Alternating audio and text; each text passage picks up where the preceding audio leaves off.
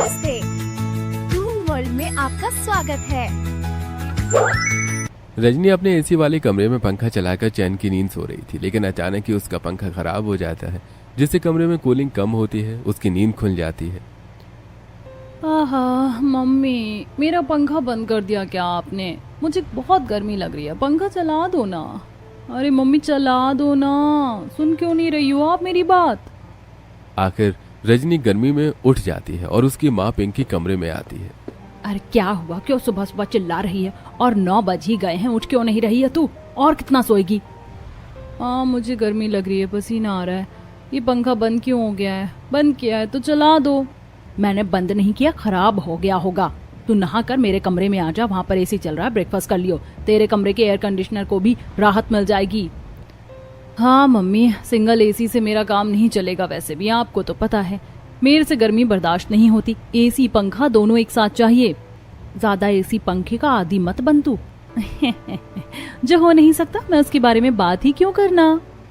रजनी की माँ पिंकी एसी बंद करके चली जाती है और रजनी नहाकर अपनी माँ के कमरे में आ जाती है। ब्रेकफास्ट करके वापस सो जाती है। कमरे में एसी का टेम्परेचर 16 पर था। जैसे पिता बाहर से वॉक करके कमरे में आते हैं तो कांपने लगता है। अरे मरी मैया, कितनी ठंड हो रही है कमरे में। अरे कमरे को ही फ्रिज बना दिया पिंकी तुमने। 16 पर क्यों टेम्परेचर सेट कर रखा है? ज्यादा ही गर्मी लग रही है तुम्हें। मुझे नहीं, तुम्हारी बेटी को ही ज्यादा गर्मी लग रही है। उसे बोलो मेरे को तो ठंड लग रही है, इसीलिए चद्दर में लिपटी पड़ी हूँ। रजनी क्या है ये सब? नॉर्मल 24 या 20 पर रखा करो, इससे ज्यादा कम टेम्परेचर मत किया करो। और ऊपर से फैन भी चला रखा है। कितनी गर्मी है, टेम्परेचर से बाहर वाला आउटर ब्लास्ट भी हो सकता है। और तुम अपने कमरे में क्यों नहीं सो रही हो? ओहो पापा, आप एक सांस में कितने सवाल करते हो। अब क्या मुझे आपके कमरे के लिए भी परमिशन लेनी पड़ेगी क्या? मेरे कमरे का पंखा खराब हो गया, इसीलिए मैं यहाँ पर आ गई। वैसे भी मम्मी ने ही बुलाया था मुझे। लोग कर दिया एसी टेम्परेचर सेट। कुछ देर बाद रजनी तैयार होकर अपनी 2 फ्रेंड के पास जाती है, जहां उनके साथ वो कोकोनट वाटर पीती है। तब उसके पैसे से पैसे देते हुए आईडी कार्ड निकल जाता है। यह होता हुआ आदित्य उसे देख लेता है और कार्ड उठाकर देने जाता है, लेकिन वो आगे बढ़ जाती है। तब कार्ड पर नाम पढ़कर रजनी शेखावत जी। तब रजनी मुड़ती है और आदित्य उसे उसकी आईडी हैंड ओवर करता है। कब से आपको आवाज लगा रहा हूं, लेकिन फिर मुझे आपका नाम देखकर आपको पुकारना पड़ा। आप जब नारियल पानी पी रही थी तभी आपके पर्स से पैसे देते टाइम गिर गया था। How sweet of you, thank you so much. आपने मेरा आधार कार्ड वाला आईडी बचा लिया, वरना मुझे इसके लिए बहुत पापड़ बेलने पड़ते। हाँ जी, कोई बात नहीं, ह्यूमैनिटी के नाते इट्स माई रिस्पॉन्सिबिलिटी। तानिया, माया, मैं तुम दोनों से बाद में मिल लूंगी, पहले इनको शुक्रिया अदा कह दूं। Okay bye. तब रजनी की दोनों सहेलियां चली जाती हैं। एक्सक्यूज मी, आपको तो मेरी आईडी कार्ड पढ़कर नाम पता चल गया है। क्या मैं आपका नाम जान सकती हूँ? हाँ बिल्कुल, मेरा नाम आदित्य है। तो आदित्य, आपने मेरी हेल्प की, आपको एक थैंक यू कॉफी तो बनती है। चलिए कैफे चलते हैं। आप कहती हैं तो इतना तो मैं कर सकता हूँ, लेकिन बाहर बहुत धूप है। आप कहो तो मेरे ऑफिस में चलिए, पास में ही है। एक ही शर्त पर यह मौका भी आप छीन रहे हैं मुझसे, इसीलिए नेक्स्ट टाइम आपको मेरे साथ चलना ही होगा। हाँ ठीक है, पक्का पक्का। आदित्य 5 मिनट की दूरी के अपने ऑफिस ले जाता है, जहाँ बिना पंखा एसी का उसका रूम था। रजनी को थोड़ी देर में ही गर्मी लगने लगती है। आदित्य, आपको नहीं लगता कि यहाँ गर्मी हो रही है? फैन चला दीजिए। अरे रजनी, मेरे रूम में फैन नहीं है। कोई बात नहीं, आप एसी चला दीजिए। हाँ जी, मेरे केबिन में एसी भी नहीं है। मैं बिना पंखा एसी के रहता हूँ, क्योंकि नेचुरल हवा बेस्ट होती है। खिड़की बंद है, अभी खिड़की खोल देता हूँ। क्या आप इतनी गर्मी में बिना एसी पंखे के रहते हो? आज के जमाने में कोई इतना अच्छा है कि नेचुरल हवा को पसंद करता है। नाइस। आदित्य केबिन की खिड़की खोल देता है, जहाँ से थोड़ी बहुत प्राकृतिक हवा आने लगती है, और आदित्य पियून से कहकर 2 चॉकलेट शेक मंगवाता है। रजनी चॉकलेट शेक पीती है, लेकिन उसे अभी भी गर्मी लगती है। और बताओ आदित्य, किस चीज का काम करते हैं आप यहाँ? जी, प्रिंटिंग का काम है मेरा। आपको तो अभी भी बहुत पसीना आ रहा है। कोई बात नहीं, मैं वेटिंग रूम में एसी लगवा रखा है, आप वहां बैठ जाइए। चॉकलेट शेक पीने के लिए तो मैं तो एसी पंखे से बचता हूँ। लेकिन क्यों? मुझे समझ नहीं आया, आज के टाइम में एसी पंखा कितना जरूरी है। मुझसे तो 1 मिनट भी नहीं रहा जाता। आप इतनी गर्मी कैसे बर्दाश्त करते हैं? अरे आप हंसेंगे, लेकिन मैं बता देता हूँ, मैं बचपन से ही बिना एसी पंखे के रहा हूँ। मुझे आदत नहीं है, हमारे घर के सारे लोग एसी ही हैं। और फिर एसी पंखे में रहने से जब एकदम से बाहर गर्मी में निकलो तो सर्द गर्म हो जाता है, इसलिए मैं ये सब चीज अवॉइड करता हूँ फॉर हेल्दी बॉडी। सुनकर काफी इंटरेस्टिंग लगा कि आप ऐसे रह लेते हैं। थैंक्स फॉर कॉफी, मेरी टर्न अभी रहती है इसलिए मैं कल आऊंगी यहीं। तब रजनी चली जाती है। अगले दिन आदित्य रजनी का इंतजार कर रहा था। रजनी भी फिर ड्रेस में आ जाती है। फिर वो दोनों एक अच्छे से रेस्टोरेंट पर साथ में लंच करते हैं और काफी सारी बातें करते हैं। वो नंबर भी एक्सचेंज हो जाता है। इस तरह धीरे धीरे उनकी मुलाकात बढ़ती है और 3 महीने बीत जाते हैं। दोनों काफी जल्दी एक दूसरे से शादी के बारे में सोचने लगते हैं। तो आदित्य तुम रेडी हो ना मुझे जिंदगी भर झेलने के लिए? अरे अपनी प्यारी जिद्दी जाने मन को झेलने के लिए मैं तैयार हूँ, लेकिन तुम रह लोगी ना? मेरी जैसी मेरी फैमिली भी है। क्या? कैसे तुम्हारी फैमिली, वो भी प्राकृतिक हवा वाले? उन्हें भी एसी पंखा पसंद नहीं है क्या? शादी के बाद तुम्हें ऐसे ही रहना पड़ सकता है? बस करो यार, और कितना फेंकोगे तुम? आजकल मई जून वाली गर्मी के मौसम में कोई नहीं है जो गर्मी से तड़पता रहे, बिना एसी पंखे के रहे, और वो भी 2026 में। ऐसा हो ही नहीं सकता। तो बताओ, रहोगी मेरे साथ? हाँ, मैं तुम्हारे साथ रहने के लिए तैयार हूँ। बस मुझे थोड़ी मेहनत करनी है अपने घर वालों को मनाने के लिए, क्योंकि मेरे दादा दादी मम्मी पापा वो अरेंज मैरिज वाले लोगों को मानना पड़ेगा। हाँ मना लो, फिर मेरे मम्मी पापा से भी मिल लेना। जैसे ही आदित्य घर पर अपने लव मैरिज और रजनी के बारे में बात करता है तो घर वाले शॉक हो जाते हैं। क्या बोला नालायक, तू प्रेम विवाह करना चाहता है? प्रेम विवाह? शर्म को नहीं आई तुझे ये बोलते हुए हमसे? अरे हमारे घर में ये सब प्रचलन नहीं है, पता नहीं है क्या तुझे? आदित्य विक्रम की शादी भी हमने अरेंज करके आई है। दादू, 2 लोग प्यार करें तो बड़ों का काम होता है आशीर्वाद के साथ उन्हें मिला दिया जाए। आप तो जानते हैं आजकल कितने अजीब हादसे हो रहे हैं। कभी लड़का लड़की को छोड़ देता है, कभी लड़की नहीं तो परिवार वाले नहीं मानते, तो फिर दोनों अलग रहना पड़ता है। मुझे तो आप सबका प्यार चाहिए। जब सब कुछ तू सोच कर बैठा है तो हमसे क्या पूछने आया है अब? अरे मम्मी पापा दादा दादी आप मान जाइए, भाभी बहुत अच्छे घर की लड़की हैं, पढ़ी लिखी हैं। ठीक है, जब सब कुछ फाइनल है तो इस बात पर बात करके बात को क्यों खींचना? पंडित जी को बुला दो ताकि कुंडली मिलवाए। 2 दिन बाद ही सोमवती दोनों बच्चों की कुंडली मिलवाती है और 2 हफ्ते बाद ही रजनी की आदित्य से धूमधाम से शादी हो जाती है। आदित्य के घर वाले भी अच्छे थे, लेकिन रजनी को कहाँ पता था कि अब उसे कैसे ससुराल में डील करना है। साथ ही आसपास के लोग भी गांव वाले थे और आदित्य की फैमिली भी थोड़ा पुराने जमाने वाली थी। वो आज तक चूल्हे का इस्तेमाल करते थे। रजनी का क्या होगा ये जानने के लिए हमें कहानी में आगे बढ़ना होगा, जहां बड़े रीति रिवाज के साथ रजनी का गृह प्रवेश होता है। फिर आलते की थाली में पैर रखकर शुभ कदम के छाप छोड़ती है। आजा बिंदनी आजा, अब से तू इस घर की छोटी बहू है, सब कुछ तुझे ही देखना है। और मैं इस घर की बड़ी बहू हूँ, तुम्हारी जेठानी हूँ लक्ष्मी। चाची चाची, और हम आपके बच्चे हैं। चाचू, हमें पता है आप हमारे लिए चाची ढूंढ के लाए हो। चाची हमें चॉकलेट तो दो। चॉकलेट तुम्हें कल मिल जाएगी, ठीक है? अभी तो हम लाना भूल गए। बहू सबका आशीर्वाद लेकर आराम कर लो। जी माँ जी। ये कहकर रजनी दादा दादी सास ससुर सबके पैर छूकर परेशान हो जाती है शादी के लहंगे में। यहाँ बहुत गर्मी लग रही है, पंखा तो चला दीजिए माँ जी। हाँ तो अपने कमरे में चली जाना, आराम कर। वैसे भी ऐसे कपड़ों में गहनों में गर्मी तो लगती ही है, बदल ले। आदित्य जैसे अपने कमरे में रजनी को ले जाता है, उल्लुओं की तरह आसपास एसी पंखा देखने लगती है, लेकिन उसे कोई बटन कोई पंखा एसी नहीं दिखता। पसीने से भी वो इरिटेट होकर बोलती है, आदित्य मुझे बहुत इरिटेशन हो रही है, गर्मी लग रही है, एसी पंखा ऑन करो ना।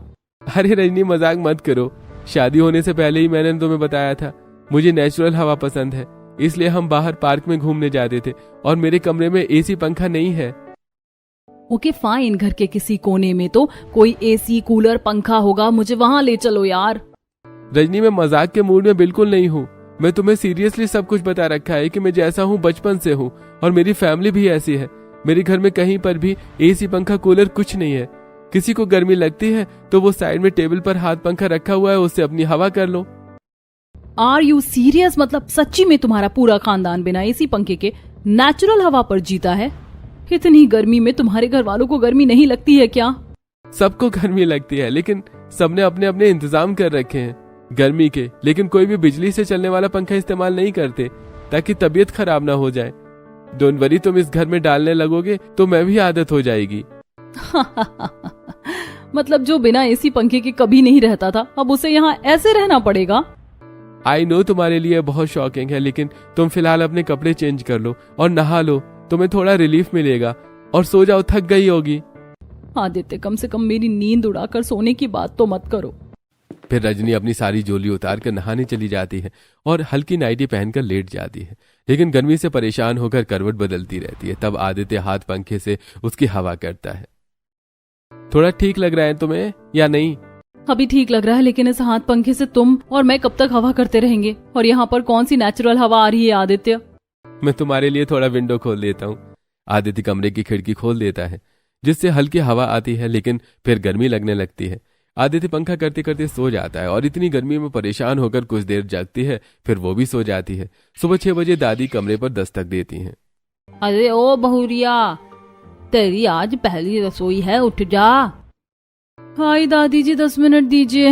एक तो गर्मी से परेशान रही, नींद भी पूरी नहीं हुई और उठा भी दिया। सच में मैंने इस बात को मजाक में नहीं लिया होता तो आज मैं यहाँ नहीं होती। रजनी नहाने के बाद नई नवेली बहू की तरह नेट वाली सुंदर साड़ी पहनकर सुबह सुबह सब लोगों के पैर छूती है। फिर दादी सास और सास उसे रसोई में ले जाते हैं, जहाँ बहू गैस को ढूंढती है। थोड़े पुराने जमाने जैसी रसोई है माँ जी, रेनोवेशन नहीं करवाया? कोई बात नहीं, मुझे गैस सिलेंडर कहीं दिखाई नहीं दे रहा। और क्या बनाना है? यहाँ देख, यहाँ ऊपर नहीं नीचे, ये रहा तेरा गैस सिलेंडर, मिट्टी का चूल्हा, इस पर खाना बनाते हैं हम। तुझे भी इसी पर ही खाना बनाना है। और बहू, इस पर दाल मखनी, चावल, पूड़ी, कचौड़ी, ऐसे ही व्यंजन बनाने, और मीठे में हलवा, और कुछ नहीं। पर माँ जी, चूल्हे पर खाना बनाना है, मिट्टी के, लेकिन मुझे इसका इस्तेमाल करना नहीं आता। मुझे पता है तुझे चूल्हा जलाना नहीं आता, इसलिए मैं तेरी मदद कर दूंगी। राखी, छत से लकड़ियाँ उठा कर ले आ। जी माँ।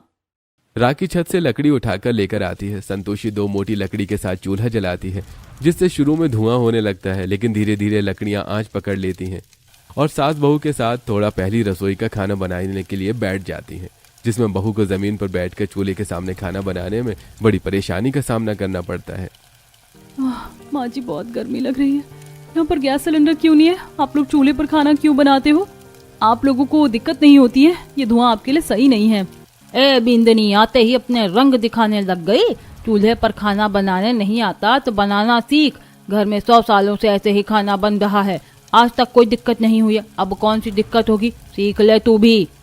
वो तो ठीक है दादी जी, लेकिन आज के समय में इतने पुराने तरीके से कौन रहता है? आपको थोड़ा अपडेट करवाना चाहिए रसोई को। और एक भी पंखा नहीं है इस घर में। हाँ, क्योंकि वो हमारी सेहत के लिए सही नहीं है। तुझे गर्मी लग रही होगी, तेरे घर एसी पंखा होगा, लेकिन हम सब बिना एसी पंखे के रहते हैं। तुझे भी अपनी आदत बनानी होगी। ज्यादा गर्मी लगे तो आंगन में नीम की छांव है, उसके नीचे बैठ जा, मुंह धोकर सही लगेगा। पर अभी पहले रसोई की रस्म पूरी कर। नाचना जाने आंगन टेढ़ा, मेरे से नहीं हो रहा ये सब। बस लगता है यहाँ शादी करके फंस गई हूँ। रजनी के साथ संतोषी उसका खाना बनवाने में मदद करती है। चूल्हे पर खाना बनाकर बहू पसीने में भीग चुकी थी। 2-3 घंटे में खाना बन जाता है और बहुत सारा खाना डाइनिंग टेबल पर लगता है। तब अपने पल्लू से हवा करती हुई रजनी, बाप रे, इस घर में बहुत गर्मी है, मेरी तो हालत खराब हो गई। रजनी के इस बात की पर घर के सभी लोग उसे घूर रहे थे। आप सब लोग ऐसे क्यों देख रहे हो? मैं तो मजाक कर रही थी। गर्मी वो क्या होती है? कुछ भी तो नहीं। दादाजी, पापा जी, हाँ आप सब खाना शुरू कीजिए ना।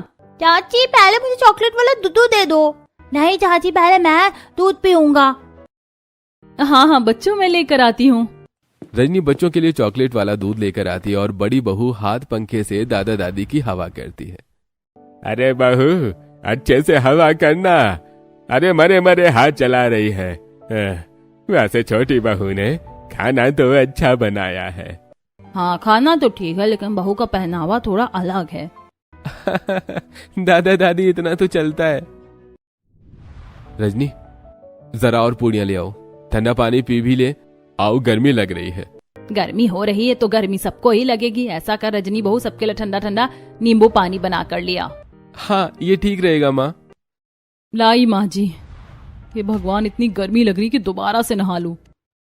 ये कहकर रजनी रसोई में जाकर पूड़ियां बनाकर और नींबू पानी बनाकर सबको देती है, जिसे पीकर सब आह भरते हैं। ये ले बिंदनी, तेरा शगुन जैसा भी है, तेरे लिए मुश्किल था चूल्हा जलाना। अरे चलो सोमवती, थोड़ा बाहर बैठ जाते हैं, यहाँ तो गर्मी हो रखी है। हाँ हाँ चलो। ये कहकर दादा दादी घर के नीम की छांव में आंगन में चले जाते हैं, जहाँ थोड़ी ठंडक होती है और पड़ोसी मुकेश सरस्वती अभी उनके पास बैठ जाते हैं। अरे चाचा जी, पोता बहू के हाथ से खाना खा लिया?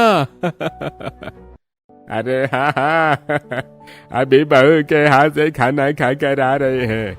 बहू ने नींबू पानी भी बनाया है। सही है चाचा जी, और घर में सब बढ़िया चाची जी? बहुओं को गर्मी नहीं लग रही है? लग भी रही है तो हमने बहू को बोला है यहाँ आ जाएगी हमारे साथ। अब तो इस घर की बहू है, जैसे हम सब रहते हैं वैसे उसे रहना पड़ेगा। बिल्कुल सही कहा चाची आपने, थोड़ी परेशानी होती है हमें गर्मी से, लेकिन एसी कूलर लगाने से तो बढ़िया है कि हम स्वस्थ रहते हैं। वही तो, लेकिन आजकल के बच्चे समझते कहाँ हैं, इनको तो बस गर्मी मिटाने के लिए एसी कूलर चाहिए। मेरी पोता बहू को बहुत याद आता है इसकी, लेकिन धीरे धीरे बन जाएगी, बेचारी का आज पहला दिन ही तो है। हाँ चाची, थोड़ा वक्त तो लगेगा बहुरिया को। वहीं रजनी खाना खाकर अंदर हाथ पंखे से हवा कर रही होती है। हद हो गई है, साथ पंखे से तो मुझे कोई आराम नहीं मिल रहा, क्या करूं मैं। अरे हाँ, मेरे पर्स में भी मिनी फैन भी है, उसको चलाती हूँ। रजनी अपने कमरे में मिनी फैन को चलाती है, जिससे उसके थोड़े बहुत बाल उड़ने लगते हैं। उसे रिलैक्स फील होता है। वाह, ऐसे तो अच्छा लग रहा है, लेकिन ससुराल में पहला दिन कितना डिफिकल्ट है। मैं हमेशा कैसे रहूंगी? सर्दियों में तो इनको एसी पंखे की याद भी नहीं आती होगी, और गर्मी में ऐसे। कुछ देर बाद दोपहर में वो सब खाना खाते हैं और सास ससुर हाथ पंखा चलाकर टीवी देखते हैं। तब सास का हाथ थक जाता है तो छोटे बच्चों से दोनों अपनी हवा करवाते हैं। और तेज करूं बड़ी दादी हवा, और तेज करूं? दीदी तुमसे ज्यादा तेज हवा तो मैं बड़े दादू की कर रहा हूँ। ये देखो दादू, ये देखो, आहा बड़ी दादी, बड़े दादू मैं थक गया। अरे जल्दी, इतनी जल्दी? चलो मैं तुम्हारी हवा कर देता हूँ।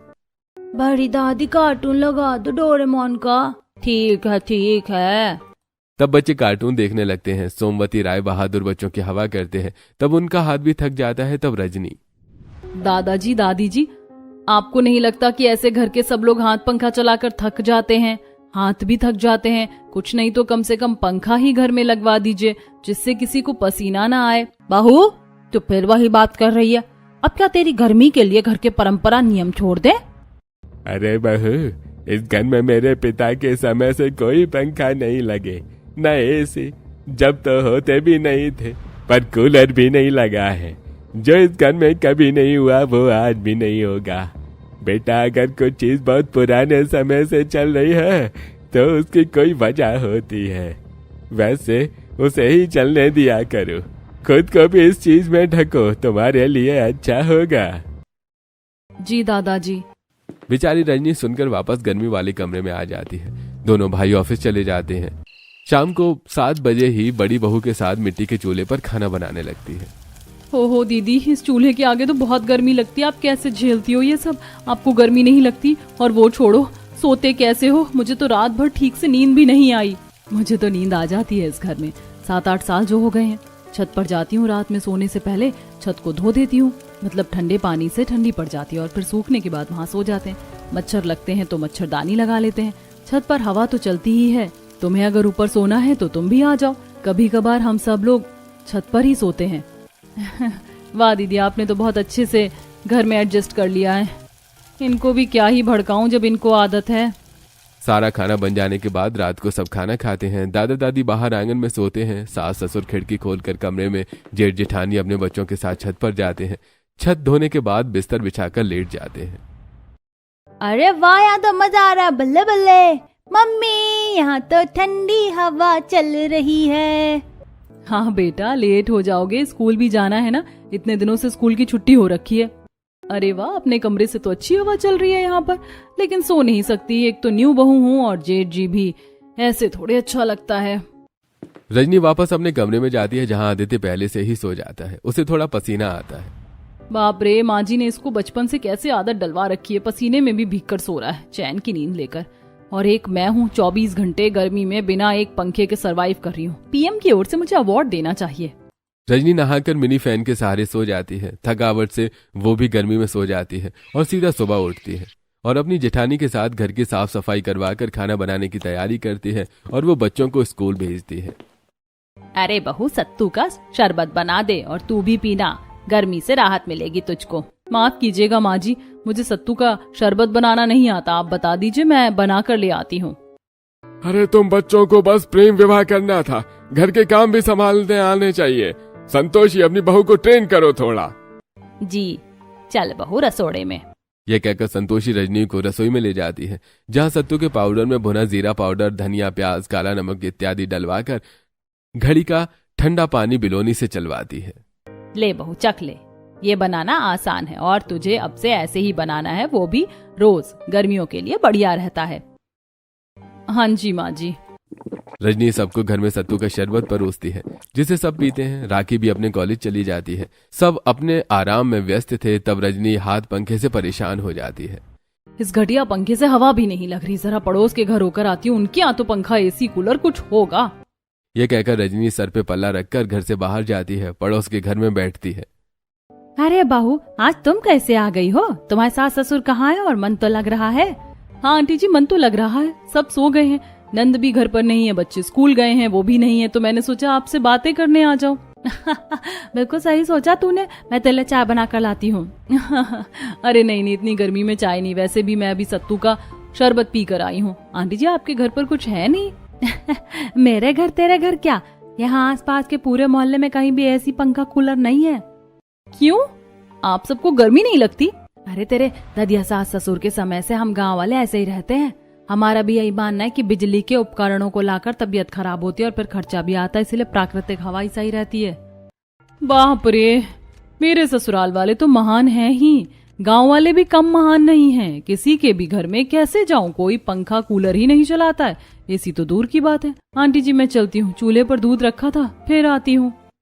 ऐसा कहकर रजनी निकल जाती है। 2 घंटे बाद बच्चे भी स्कूल से आ जाते हैं। ऐसे ही दिन गुजरते हैं। गर्मी पड़ने से घर के मर्द बनियान में रहते हैं। बच्चे दोपहर में आइसक्रीम वाले के आने पर आइसक्रीम खाते हैं। तब रजनी भी सबके लिए आइसक्रीम खरीदती है। माँ जी, पापा जी, आप भी खा लीजिए। अरे बहू, इतनी गर्मी में इतनी ठंडी चीज खाने से तबीयत खराब हो जाती है। कोई नुकसान नहीं होगा पापा जी, खा लीजिए। हाँ पापा, इतना तो चलता है।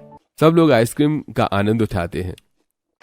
जैसे जैसे गर्मी बढ़ रही थी, रजनी की बिना पंख एसी के बिना रहने के लिए बाहर ग्रोसरी से जाकर ठंडा ठंडा फल, तरबूज, खरबूज, चीकू, अंगूर, आम इत्यादि लेकर आती है। घर में उसका जूस बनाकर सबको देती है। कभी ठंडा रहेगा शरबत तो कभी रूह अफ़ज़ा पिलाती है और खुद दिन में 2-3 बार नहा लेती है। जब गर्मी बर्दाश्त नहीं होती तो अपने पति से झगड़ लेती है। मुझे जरा सा भी अंदाजा होता ना कि तुम नहीं, तुम्हारी पूरी फैमिली, पूरे गांव वाले ऐसे हैं, मैं कभी शादी के लिए हाँ नहीं करती। हाँ, तुम्हें तुम्हारा हाथ पकड़कर तुमसे जबरदस्ती शादी थोड़ी की है। तुम ही मेरे पास आई थी, मैंने तुम्हें अपना सब कुछ सच बताया। अब तुम्हें ही मेरी बात को मजाक में लेना था तो मैं इसमें क्या करूं?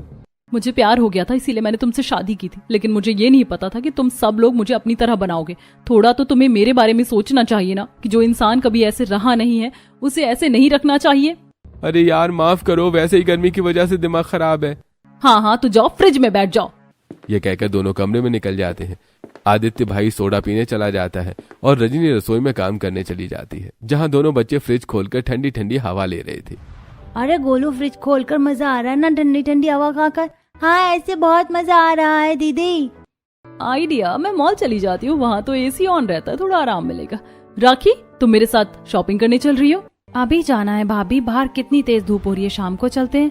अरे नहीं, अभी चलते हैं, शाम को खाना भी तो बनाना है। ठीक है भाभी, मैं अभी माँ को बता कर आती हूँ।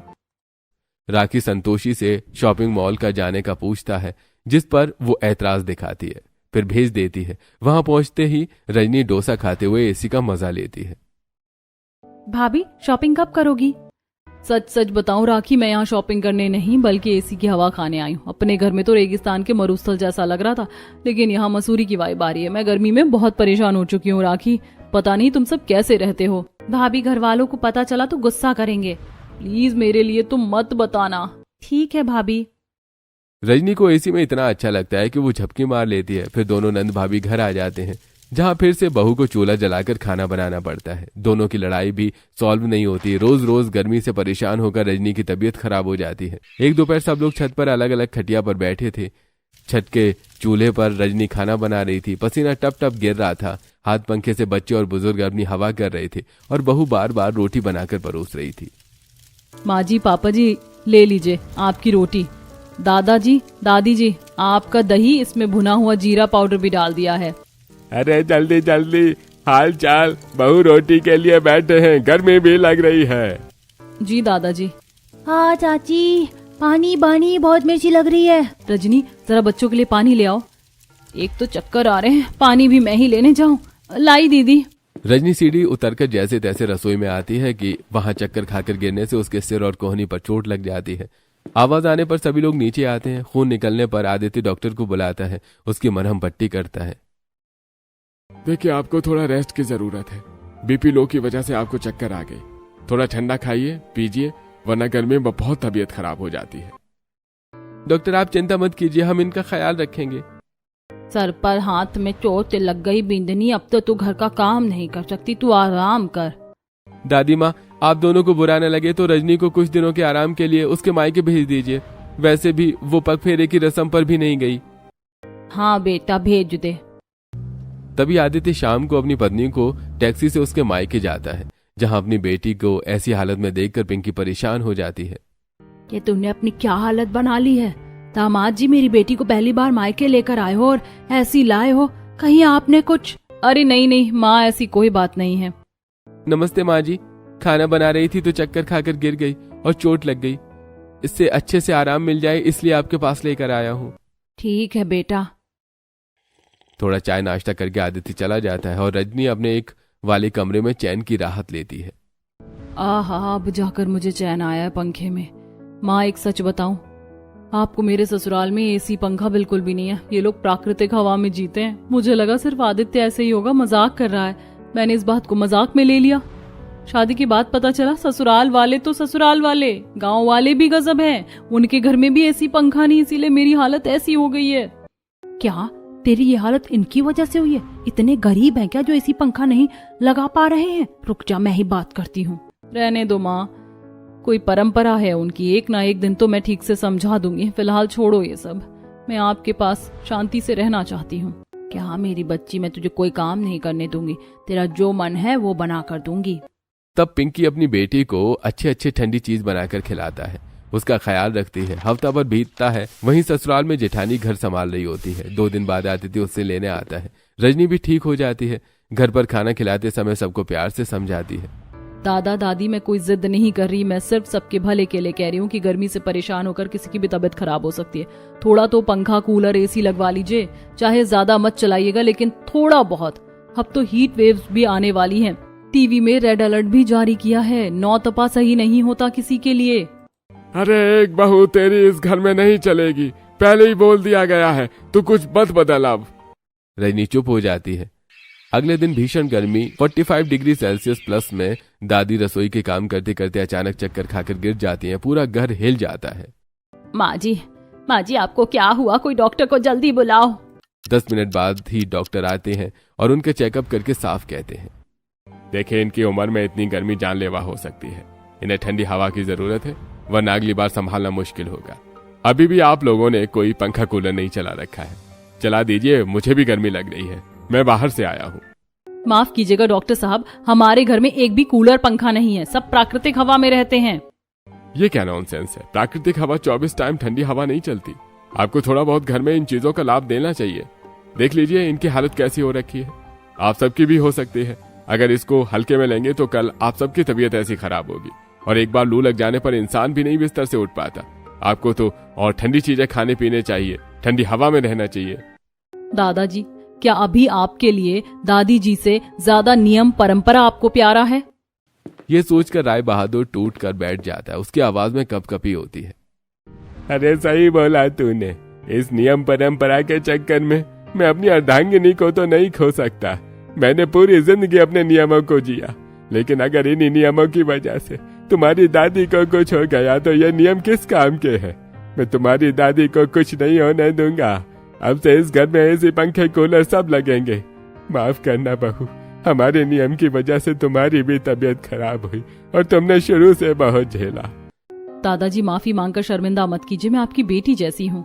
डॉक्टर चला जाता है। अगले दिन ही घर में अपने कमरे में पंखा एसी कूलर लग जाता है। ठंडी ठंडी हवा लेते हैं, बच्चे खुशी से नाचने लगते हैं। हवा वगैरह ठीक है, लेकिन मशीन की हवा इतनी भी नहीं लेनी कि प्राकृतिक हवा को भूल जाओ। हाँ हाँ दादी, हमें मंजूर है।